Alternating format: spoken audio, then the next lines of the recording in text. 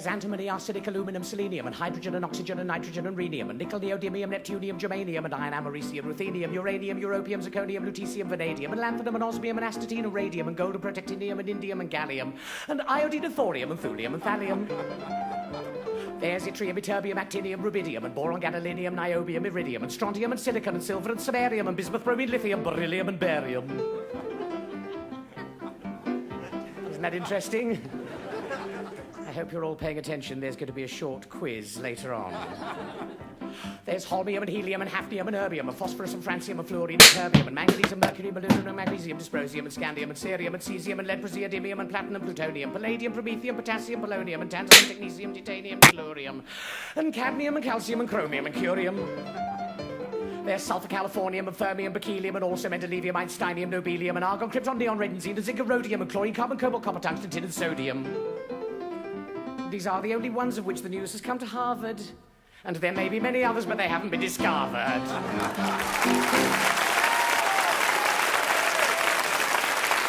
Hi, I'm Pie Guy Pepin, and I'm Chemical Charlie. I'm going to demonstrate the Doppler effect. I'm going to play middle C. Can you hear it ringing? Whereas when I just push it,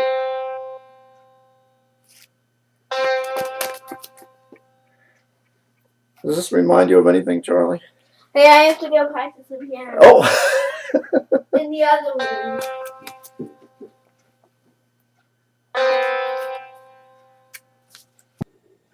Okay, Chemical Charlie here, and Pie Guy Pepin is over there. I'm going to explain how the Doppler effect works. First of all, let's make a vibrating sound. You can hear it. And waves are emanating from the metal piece here toward the speaker. Now, I'm going to make the sound, and then I'm going to move the vibrating metal toward the speaker. And that's going to make the waves have a shorter wavelength and a higher frequency, because the waves are moving with this, and that pushes the waves together. So you should hear an increase in the frequency of the wave. Let's try it again. One more time. Okay, could you hear that? Now I'm going to do it in the opposite direction.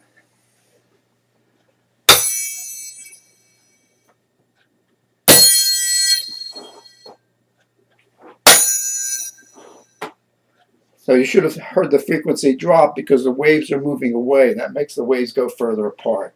So when I move it toward you, the waves are closer and closer together. And when I move it away, the waves are further and further apart. So I hope that's clear. These are different sounds of vibration.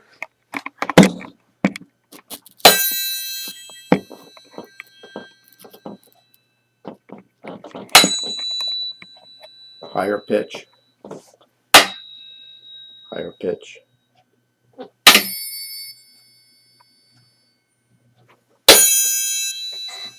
Okay. Multiple vibrations. You get a purer sound if you do it this way.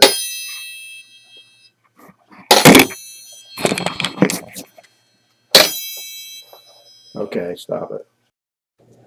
Okay, I want to talk next about frequency and vibration. When I hit a metal, it vibrates, and you can see it vibrates, and that causes the air to be pushed toward in all directions, and your ear is able to hear that. So there's a pressure wave, and the pressure is high and then low and then high and then low, and the distance between the highs or the distance between the lows is called the wavelength. And those waves move toward you, and the number of peaks that pass you every second is called the frequency. So I think you can imagine that if there is a long wavelength, there is a low frequency, low. Whereas if there is a short wavelength, there's a high frequency.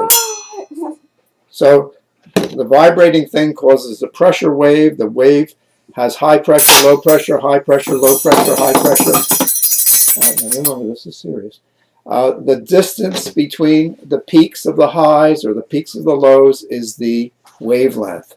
And the number of highs that pass you each second is the frequency. And you can see that there's an inverse relationship between the wavelength and the frequency. The longer the wavelength, the fewer waves pass you each second, the lower the frequency, the lower the pitch. The shorter the wavelength, the more waves pass you each second, the higher the frequency, the higher the pitch. Okay, I hope you understood that. Thank you for your attention.